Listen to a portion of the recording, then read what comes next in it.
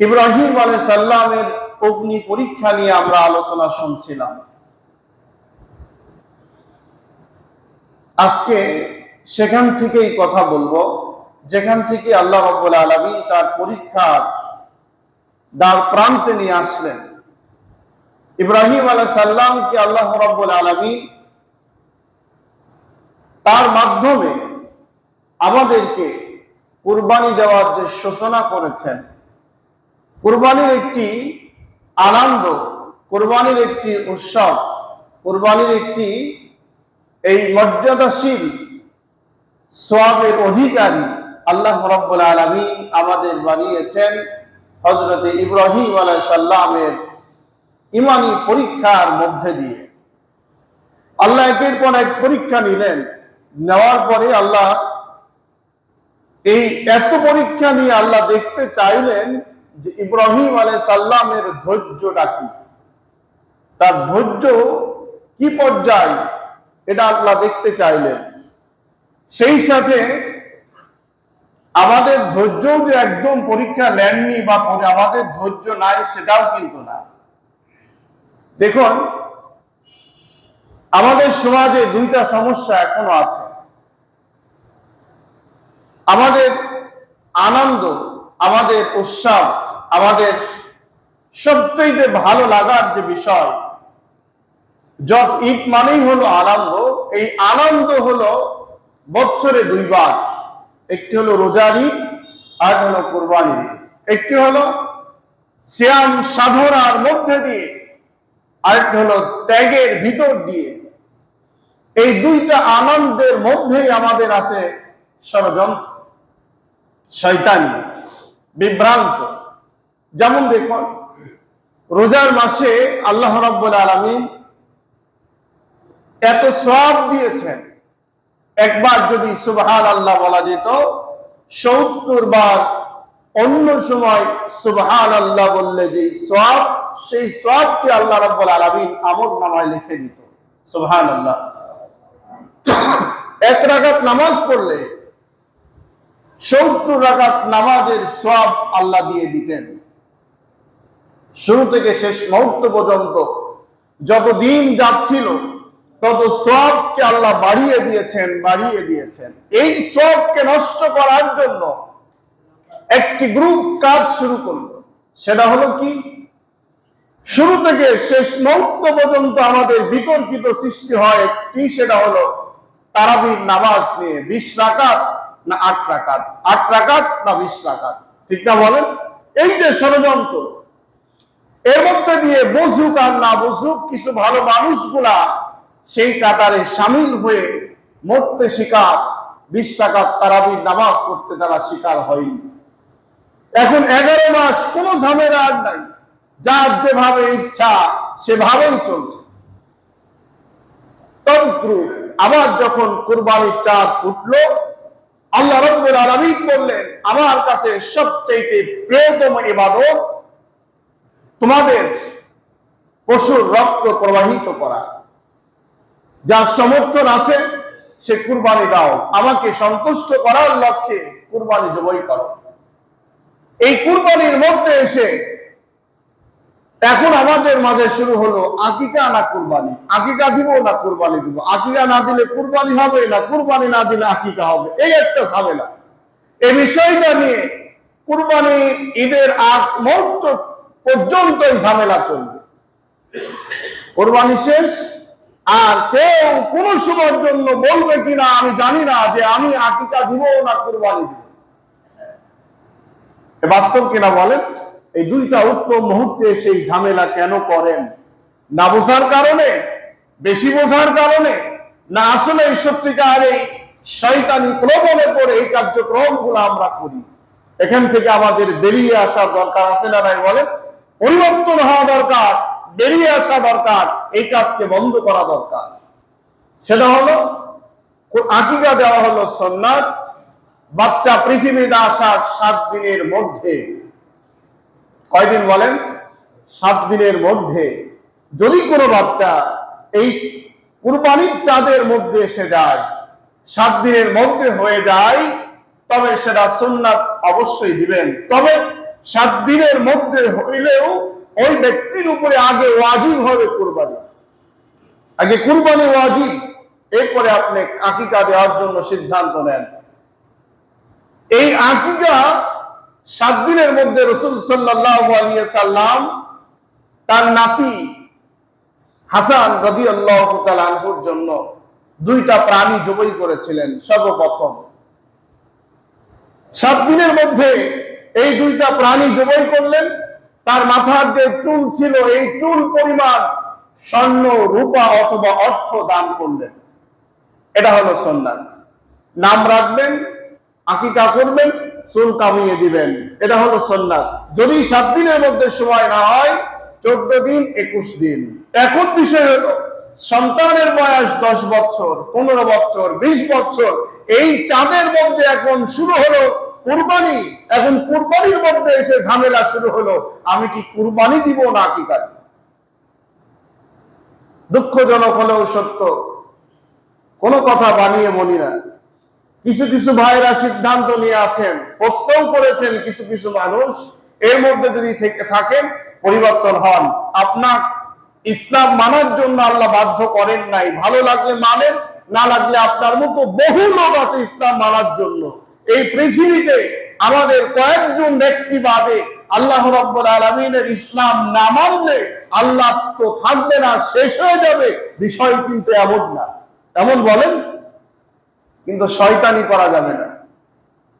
কুরবানির গোশত দিয়ে মুসলমানের অনুষ্ঠান করার সিদ্ধান্ত নিয়ে বসে আছেন, এটা কি আদৌ ঠিক বলেন?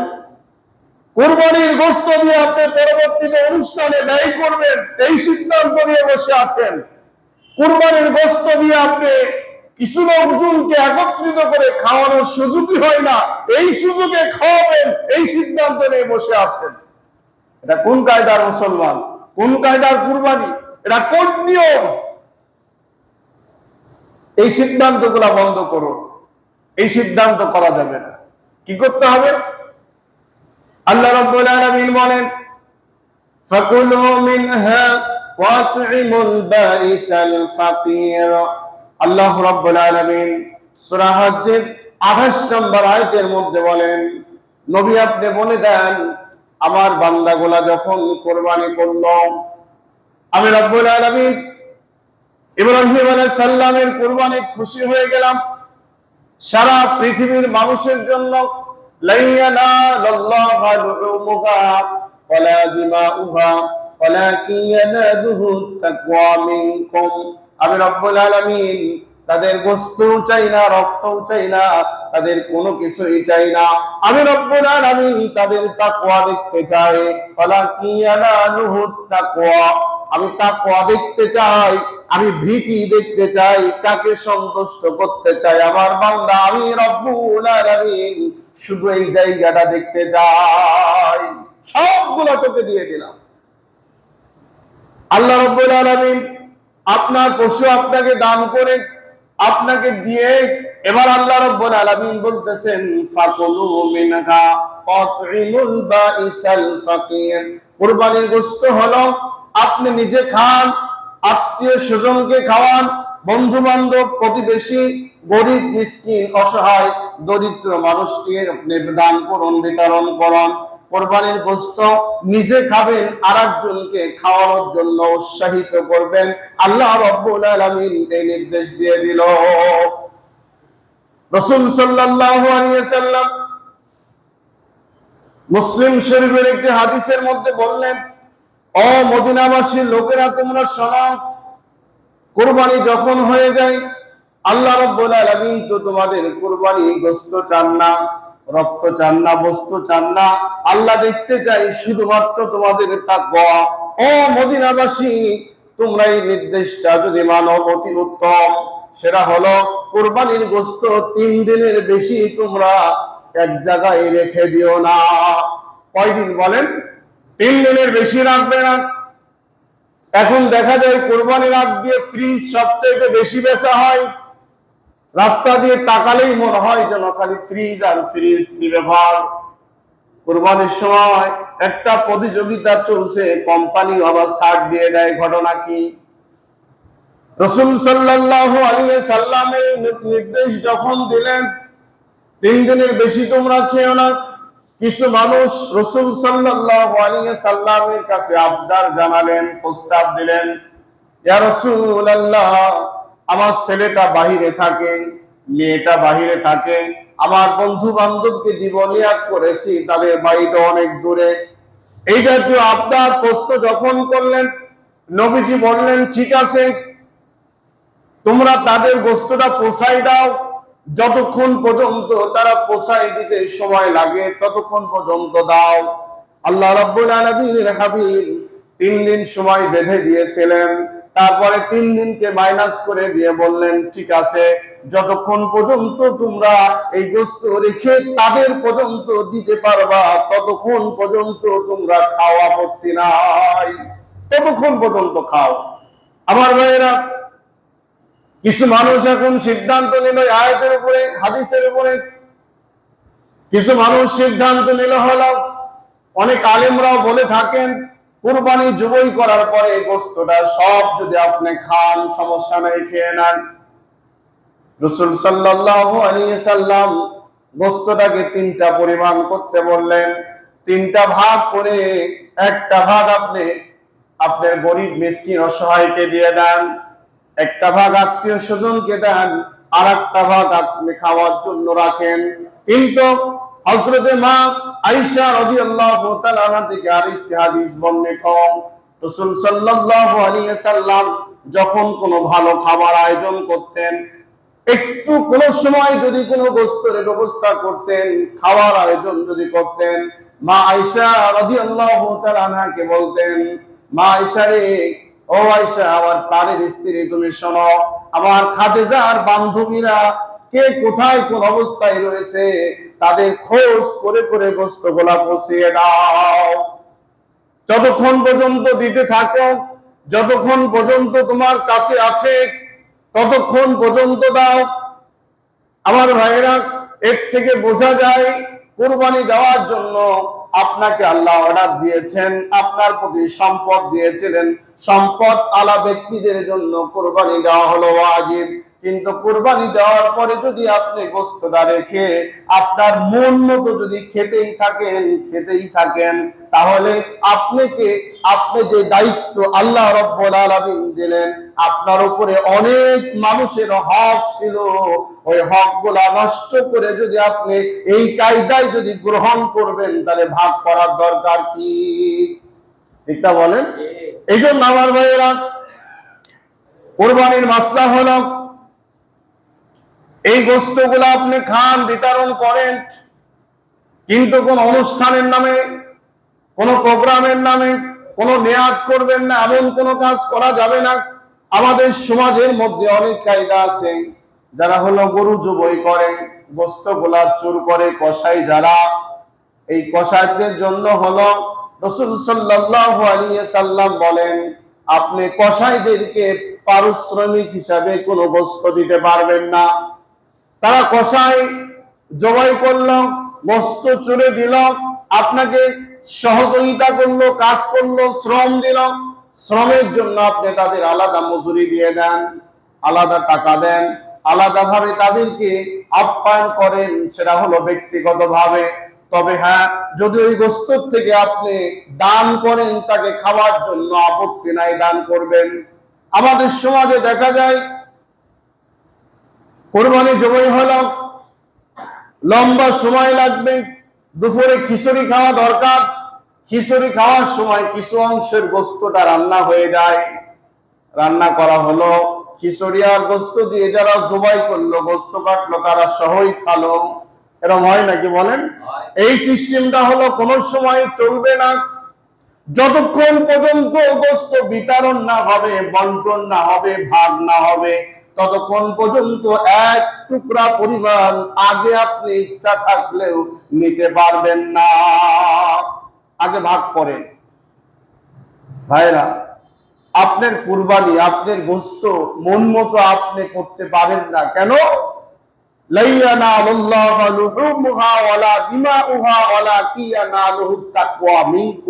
আল্লাহ তো দেখতে চেয়েছেন আপনার তাকওয়া, এই তাকওয়া দেখতে চেয়েছেন এই জন্য যে আসলে কুরবানিটা কাকে খুশি করার জন্য তুমি দাও। আমাদের অনেক নিয়মগুলো আমাদের ভালো লাগে না। ঈদের নামাজ পড়া হলো, যে কুরবানি দিবে উনি তো তাস খেলার আড্ডায় বসে পড়লো, অত ব্যস্ত ঘুমিয়ে পড়লো। চাকর বাকর কার্যক্রম করার যে সমস্ত লোকজন আছে তারা কুরবানিকে জবাই করলো, কোন রকম যেইভাবে বন্টন করা দরকার করে এবার সেখান থেকে পারিবারিক ভাবে বেছে কিছু গোস্ত আলাদা করে নিয়ে এরপরে আপনি গোস্তগুলা ভাগ করে বিতরণ করে দিলেন। এটা জামাই খাবে, নাতি খাবে, মেয়ে খাবে, ইত্যাদি ইত্যাদি বিষয়গুলা না। এই ভাগ করার জন্য আপনাকে সুযোগ দেওয়া হয়, কারণ তিনটা ভাগে অন্ধভাবে আপনি ভাগ করছেন, তিনটা ভাগেই করতে হবে। আপনি যদি মনে করেন সমস্ত বস্তুকে আমি এক জায়গায় রাখবো তবুও সমস্যা না, তবে নিয়াত হলো আপনাকে বিতরণের উদ্দেশ্যে রাখতে হবে। আপনি মন চাইলো সেখান থেকে বেছে বেছে কিছু গোস্ত নিলেন, মিসকিনের হক ওর মধ্যে রয়েছে, গরিব মানুষের হক আছে, ওর মধ্যে আপনার আত্মীয় স্বজনদের কিছু হক রয়েছে। আপনার ছোট্ট বাচ্চা যখন কাঁদছে আপনি 2 টুকরা কিনে খাওয়াতে পারবেন, ওই গোস্তের যার হক আছে বছরে 2 টুকরা কিনে খাওয়াবে এমন লোক অনেক কম রয়েছে। সে তো বঞ্চিত হয়ে যাবে, তা করবেন কেন? আমার ভাইয়ের আরেকটি বিষয়, ইদানিং আমরা সহজভাবেই বলে দিই কুরবানির চামড়া বা গোস্তগুলা এই কষ্ট না করে মাদ্রাসা এতিমখানায় দিয়ে আসো, এই চামড়ার টাকা এতিমখানায় দিবেন। এতিমখানার জন্য দিয়েছেন ঠিক আছে, কিন্তু ওই চামড়ার টাকা দিয়ে কোনো শিক্ষকের, কোনো কর্মচারীর কোনো বেতন হিসাবে এই টাকা দিয়ে তার এই দায়ী মুক্ত করা যাবে না। এই টাকার একমাত্র হক হলো গরিব মিসকিন এতিম যারা, তারা এই টাকা দিয়ে কোনো প্রকার বেতনের জায়গায় ব্যবহার করা যাবে না। আপনি যে মাদ্রাসায় দেন, যেই জায়গায় দিচ্ছেন তাদের বন্টনটি সম্পর্কে আপনাকে জানতে হবে, এই টাকার সত্যিকারে সঠিক বন্টন হচ্ছে না তারা আসলে ভিন্ন রাস্তায় ব্যয় করছে, এটা আপনাকে জানতেই হবে। আপনাকে আল্লাহ অর্থ দিয়েছেন, আমরা অনেকে বলি না আল্লাহ যা করে করুক গা, আল্লাহ তো দেখেই, আল্লাহ দেখবে ঠিক, কিন্তু আপনাকে তো আল্লাহ বিবেক দিয়েছেন। এই বিবেক অনুযায়ী যদি আপনি কাজ না করেন তাহলে আপনার বিবেক সম্পর্কে আল্লাহ রাব্বুল আলামিন কিয়ামতের দিন আপনার থেকে হিসাব নেবেন। কুরবানি যখন আপনি জবাই করবেন, কুরবানিটা হবে একমাত্র আল্লাহর সন্তুষ্টের জন্য, আল্লাহর নামে। কার নামে হবে বলেন? ইন্না সালাতি ওয়া নুসুকি ওয়া মাহইয়ায়া ওয়া মামাতি লিল্লাহি রাব্বিল আলামিন। আল্লাহ রাব্বুল আলামিন বললেন, বলো আমার কুরবানি আল্লাহর জন্য, আমি আল্লাহর জন্য, আমার নামাজ আল্লাহর জন্য, আমার জীবন জৈবন সবগুলো একমাত্র আল্লাহর জন্য আমি অক্ষ করে দিলাম, সব দিলাম আল্লাহর জন্য।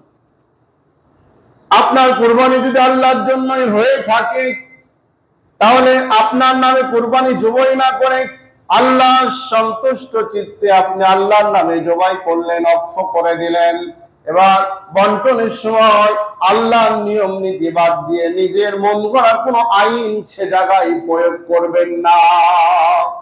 অবশ্যই খেয়াল রাখবেন, গরুটা যখন জবাই করার জন্য ফেলবেন, যার নামে কুরবানি, যে কুরবানি দিবেন, কুরবানি দাতা, উনি যদি সম্ভব হয় আপনি নিজেই জবাই করবেন। যদি নিজের জবাই করা সম্ভব না হয় তাহলে অবশ্যই কুরবানির কাছে আপনি দাঁড়িয়ে থাকবেন। কুরবানি যেখানে ফেলবেন জবাই করার জন্য সেখানে মজবুত ভাবে আপনি টেনে হেঁচড়ে নিয়ে আসবেন, এমন না সেজন্য কষ্ট না পায়। ফেলছেন এক জায়গায়, টেনে হিসড়ে নিয়ে আসলেন এক জায়গায়, টানি চলে আসলেন, হুজুর কোনো সময় নেই, তাড়াতাড়ি মারেন দেখি। উনি টানি হিসড়ে নিয়ে আসি, কোন রকম গলা টলা ঠিক আছে, বিসমিল্লাহ আল্লাহু আকবার মারলেন, এরকম করা যাবে না। ওনার সাথে আদর্শ সম্মান দেখিয়ে কষ্ট যেন না পায়, সুন্দর উত্তম পন্থায় শোয়ে এরপরে আপনি তাকে জবাই দিবেন। কষ্ট যেন না হয়, ছুরিটা আসলে ধার আছে কিনা আগে যাচাই করবেন ইনশাআল্লাহ। আমাদের সমাজে দেখা যায় এমন ভাবে পাও চারটা বাঁধলো, বাঁধার পরেও কুরবানির গরু উঠি দৌড় মারে, এরকম রেকর্ডও আছে। এতগুলা মানুষ দাঁড়ায় আছে কয় উজ্জা, এতগুলা মানুষ দাঁড়িয়ে আছে কয় উজ্জা, উজ্জা কয় আপনি ছাড়ি দিলেন। এই কুরবানির চাকুটা বারবার ঠেলতে ঠেলতে এই অবস্থায় দাঁড়িয়ে পড়লো, রক্ত পড়ছে, গরুটা দাঁড়িয়ে আছে। আপনি বাস্তব ভাবে তাকিয়ে দেখুন ওই গরুটা আসলেই কষ্ট পাচ্ছে কিনা। এই চিন্তা আপনাকে আগেই করতে হবে যে বেটা ছেলে যদি থাকো ধরো, বেটা ছেলে নাই, মেয়ে লোক দিয়ে কুরবানি জবাই করা যাবে না, তোমার মতো বেটা ছেলে দরকার নাই, হাঁটে এখানে। এজন্য শক্তিশালী লোক যারা, তাদের দিয়ে কুরবানিটা ধরবেন, যাতে কুরবানির গায়ে কোনো আঘাত না লাগে, কষ্ট না লাগে। কুরবানি জবাই শেষ, যদি সম্ভব হয় জানটা সুন্দরভাবে বেরিয়ে যান, সুন্দরভাবে বেরিয়ে হয়ে গেল, এরপরে আপনি গোস্তটা কাটা শুরু করবেন। উত্তম পন্থায় গোস্তগুলা কাটবেন যাতে করে কোনো নষ্ট না হয়। আপনি এরকম মনে করেন না আরে মালিক তো আমি না, খাবে তো সবাই, যা হয় তা হোক, ইচ্ছা মতো আপনি দিয়ে দিলেন। আসলে কাটার সময় দেখলেন ময়লা আবর্জনা ঢুকে আছে, ময়লা আবর্জনাটা আপনার ভাগে না নিয়ে আরেকজনকে দিয়ে আপনি মনে করলেন আপনি দায় সারা বেঁচে গেলেন, এটা কিন্তু ঠিক নয়। ইব্রাহিম আলাইহিস সালামকে আল্লাহ রাব্বুল আলামিন অগ্নি পরীক্ষায় যখন ফেলালেন, ফেলানোর পরে এই পরীক্ষা থেকে রব্বি হাবলি মিনাস সালিহিন, আল্লাহ দেখতে চেয়েছিলেন তুমি এবং তোমার ছেলে এই দুইজন উত্তম পন্থায় আছো কিনা, সালিহিনদের কাতারে আছো কিনা। আল্লাহ রাব্বুল আলামিন দেখলেন না, সালিহিনদের কাতারে তারা পড়ে গেলেন। আল্লাহ খুশি হয়ে গেলেন, খুশি হয়ে তাদের উপরে আল্লাহ রাব্বুল আলামিন ধৈর্যটা এত পরিমাণ সন্তুষ্ট হলেন। হওয়ার পরে এইবারে আল্লাহ রাব্বুল আলামিন বললেন ঠিক আছে, হযরত ইব্রাহিম আলাইহিস সালামের নামটাকে স্বর্ণ অক্ষরে রেখে কিয়ামত পর্যন্ত সমস্ত মুসলিম জাতির নামে আল্লাহ রাব্বুল আলামিন ওয়াকফ করে দিলেন। সুবহানাল্লাহ। মুসলিম জাতির পিতা হলো কে বলেন? মুসলিম জাতির পিতা হলো, এই মধ্যে আবার ঝামেলাও সৃষ্টি আছে। ঝামেলাকারীরা উত্তম ভাবে বলতেও চাই না, না জানি কোনটা বাদ দিব কোনটা ধরবো। উত্তম পন্থায় আল্লাহ রাব্বুল আলামিন বললেন মুসলিম জাতির জন্য হুয়া সাম্মাকুমুল মুসলিমিন। মুসলিম জাতির পিতা হলো কিয়ামত পর্যন্ত একজনই থাকবে, দ্বিতীয় কেউ হবে না, তার নাম হলো ইব্রাহিম আলাইহিস সালাম। ভাইরা, আরেকটি বিষয় আমাদের মাঝে, যেটা আপনি গরু কিনেছেন, গরুর ভাগ আপনার নামে একটা যথেষ্ট। আপনি এখন মনে করলেন আমার বাড়ির সব মানুষদের নামেই দিব, 7টি ভাগ করা যাবে, 1 থেকে 7 পর্যন্ত। অনেক মানুষ এমন রয়েছে, বিশেষ করে আমাদের কাছে এরকম প্রশ্ন আসে, বাবার নামে আমি কুরবানি দিব, বাবা তো ইন্তেকাল করছে, কুরবানি হলো একটা, দিবে হলো বাবার নামে অথবা মার নামে অথবা শাশুড়ির নামে, কেউ কয় আমার পীরের নামে। কিন্তু কুরবানি যদি একটা হয়ে থাকে, যিনি জীবিত আছেন তারপরে ওয়াজিব, তার নাম, তার জীবনে, তার জন্য এই কার্যক্রমটা ওয়াজিব হয়েছে ওই ব্যক্তির নামে। এখন যদি ভাগ বন্টনে আপনি মিলে যায়, একাধিক যদি আপনি কুরবানি দেন, তাহলে সদকায়ে জারিয়া মৃত্যু ব্যক্তি যারা আছে, দাদা বলেন, বাবা বলেন, মা বলেন, 14 পুরুষ যারা আছে সবার নামে আপনি দেন, কিন্তু এটা হলো সদকায়ে জারিয়া, ওয়াজিব নয়, বাধ্য নয়, দিতেই হবে এমন নয়, কিন্তু এটা সদকায়ে জারিয়া দিতে পারবেন, কিন্তু আগে হলো যিনি জীবিত আছেন তার নামে হলো ওয়াজিব, তার নামেই দেন।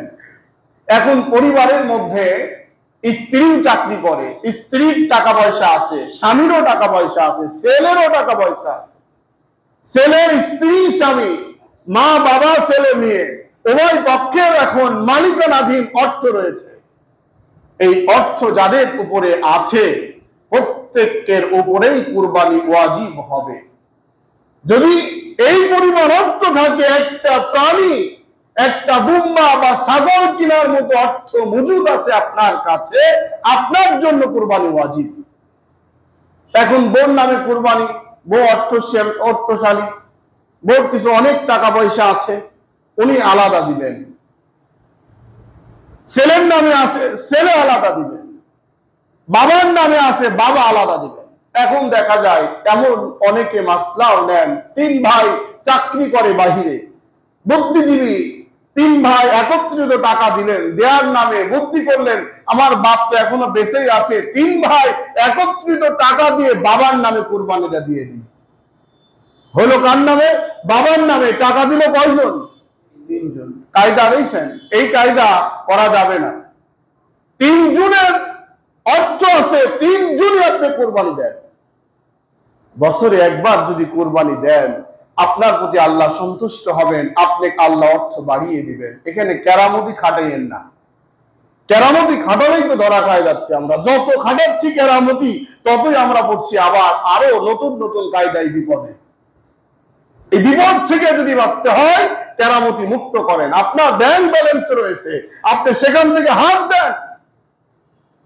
তবে শর্ত হলো, ব্যাংকে যারা ফিক্সড টাকা রেখে মোসে তাও দিয়ে খাচ্ছেন আর সুদের টাকা দিয়ে আপনি বাঁশি বাজাচ্ছেন আর ঘুরছেন ফিরছেন, ওনার কুরবানি দেওয়াটা ওয়াজিব নয়, ফরজও নয়, কিচ্ছু না। উনি খাচ্ছে তো হারাম, হারাম পন্থায় অবলম্বন করে শরীয়তের কোন বিধান ওর পরে ওয়াজিব নয়, ফরজ নাই, সুন্নত নাই, নফল নাই, কিচ্ছু নেই। শর্ত হলো ঈমান। শর্ত হলো কি বলেন? যারা ব্যাংকে এক চাটিয়া ফিক্সড করে টাকা রেখেছেন, ব্যাংকে হোক আর পোস্ট অফিসে হোক আর যে কোনো জায়গায় হোক, এই জাতীয় কোন হারাম টাকা দিয়ে কুরবানি করবেন না। হারামকারীদের ইবাদত আল্লাহ কবুল করে না। ইবাদতের প্রথম শর্ত হলো কি বলেন? উত্তম হালাল রিজিক, হালাল খান, অল্প খান, অল্পই আপনার জীবনটাকে বাঁচিয়ে দিবে আল্লাহর কাছ থেকে। এরপরে ভাইরা, কোটি কোটি টাকা সুদের উপরে লাগাইছেন, সুদের উপরে টাকা নিয়েছেন, আপনার প্রতি শরীয়তের কোনো হুকুম নাই। তাই বলি যদি মনে করেন আমি দায়বদ্ধ বেঁচে গেলাম, আপনি বেঁচে যাচ্ছেন না, আপনার কবরকে আপনি মজবুত করে আগুন তৈরি করছেন। মুসলমানদের জন্য 1 তিল পরিমাণ 1 পয়সাও হারাম খাওয়া জায়েজ নাই। আছে বলেন? হারাম খাওয়া যাবে না, যাবে না, যাবে না। রাসূল সাল্লাল্লাহু আলাইহি সাল্লামের একজন সাহাবী যেই কাজ করেনি, নবী করেনি, যেই কাজটিকে সবচাইতে জঘন্যতম আল্লাহ রাব্বুল আলামিন ঘোষণা দিয়েছেন, সুদের গুনাহ হলো 73টি। বাদ দেন, এই সুদ খাওয়া বাদ দেন, বন্ধ করেন। ঘুষ, সুদ, হারাম যত কার্যক্রম রয়েছে সবগুলো থেকে বেরিয়ে আসেন। আজকে যদি ইন্তেকাল করেন, আপনার কবরে আপনি ছাড়া আর কেউ যাবে না। কেউ যাবে বলেন? কেউ যাবে না। এই সময় আপনাকে আল্লাহর কাছ থেকে বাঁচতেই হবে। এই বাঁচার জন্য আপনাকে এখনই চেষ্টা করতে হবে, মৃত্যুর পরে নয়, এখনই। অনেকেই বুদ্ধিজীবী, কেউ জানে না এত আমলদার, এত আমল করে, কেউ জানে না। গতকালকে একজন ভাই, আমাদের প্রবীণ একজন মুসল্লি ভাই, উনি বললেন তার কয়েকজন বন্ধুর বিষয়। কুরবানি একসাথে কিনতে গিয়ে ধরা খেয়ে গেলেন। কেন? ওনারা এত আমল করছে, ইবাদত করছে, কিন্তু চুপে চাপে এখন পর্যন্ত সুদ খাওয়া বন্ধ করে নাই, সুদে টাকা লাগালেও বন্ধ করে নাই। নাউজুবিল্লাহ। এই নামাজ কি হবে? এই কুরবানি কি হবে? ইবাদত কি হবে? এগুলা কেন করেন? এত লোভ কেন? এত লালসা কেন? এই কার্যক্রম গুলা বন্ধ করেন ভাইরা, এই কাজ করবেন না। সম্মানিত ভাই সব, কুরবানির বিষয় যে মাসলা মাসাইল গুলো আপনাদের সামনে আমি বলেছি, আমি সহ আপনাদের সকলকে যেন আল্লাহ আমল করা তৌফিক দেয়, বলেন আমিন। আগামী শনিবার মানে আগামীকাল 9 জিলহজ, 9 জিলহজ মাসে আরাফাতের ময়দানে হাজিরা অবস্থান করেন। এই 9 জিলহজ রোজা থাকবেন। সবাই আপ্রাণ চেষ্টা করবেন রোজা থাকার জন্য। এত পরিমাণ সওয়াব, আগের 1 বছরের গুনাহ আল্লাহ মাফ করে দিবেন, পিছনের 1 বছরের গুনাহ আল্লাহ মাফ করে দিবেন। সুবহানাল্লাহ। এবং উত্তম দোয়া কবুলের একটি নমুনা, আরাফাতের দিন হাজিরা সবাই আরাফাতের ময়দানে অবস্থান করেন, কিন্তু এখানে মতলব্য সৃষ্টি হলো আমাদের আরাফা, আমাদের জিলহজ তো 9 জিলহজ হচ্ছে রবিবারের দিন, কিন্তু শনিবারের দিন হলো 9 জিলহজ আসল দিন। ওই 9 জিলহজ ওই দিনকে সারা পৃথিবীর মানুষ রোজা থাকবে। আল্লাহ রাসূল থেকেছেন, সাহাবীরা থাকছেন, আমরাও থাকবো ইনশাআল্লাহ। আজকে রাত্রিতে ভাত খাবেন, সম্ভব হলে 2টা করেন, আর না হলে অবশ্যই একটা রোজা করেন। আল্লাহ রাব্বুল আলামিন আমাদের সবাইকে এই রোজা থাকার জন্য তৌফিক দান করুক, বলেন আমিন। ভাইরা বেশি বেশি রোজা থাকবেন, নফল রোজা বেশি বেশি করে করবেন। এর মধ্যে কল্যাণ আছে, এর মধ্যে অসংখ্য আল্লাহর নজির নিদর্শন, আল্লাহকে সন্তুষ্ট করার জন্য ঢোকানো রয়েছে। দেখবেন নফল রোজা করতেই চায় না, আর নামাজে দাঁড়ায় ছাড়তেই চায় না। নামাজের চাইতে, জিকিরের চাইতে সব চাইতে বেশি কল্যাণকর হলো রোজা। এই রোজাটা কঠিন না সহজ বলেন? আমরা কঠিন যেখানে সেখানে যাই না, যেখানে সহজ সেখানে আমরা আছি। আল্লাহ যেন আমাদের সবাইকে তৌফিক দান করে, বলেন আমিন। বেশি বেশি করে তাকবীর পড়বেন, আল্লাহু আকবার, আল্লাহু আকবার, লা ইলাহা ইল্লাল্লাহু, আল্লাহু আকবার, আল্লাহু আকবার, ওয়ালিল্লাহিল হামদ। আগামী রবিবার বাদ ফজর থেকে পরের বৃহস্পতিবার ফজরের আসরের নামাজ পর্যন্ত, রবিবার ফজরের নামাজ থেকে শুরু করে বৃহস্পতিবার আসরের নামাজ পর্যন্ত 5 ওয়াক্ত ফরজ নামাজের পরেই তাকবীর পড়বেন। মায়ের বলবেন, বাড়িতে বলে দিবেন তাকবীর পড়ার জন্য, এবং যত খুশি যত বেশি ইস্তেগফার করুন, আস্তাগফিরুল্লাহ পড়বেন, কালেমা পড়বেন, আর তাকবীর বলতে থাকবেন এই কয়েকদিন ইনশাআল্লাহ। আল্লাহ যেন আমাদের তৌফিক দান করে, বলেন আমিন। ওয়া আখিরু দাওয়ানা আলহামদুলিল্লাহি রাব্বিল আলামিন।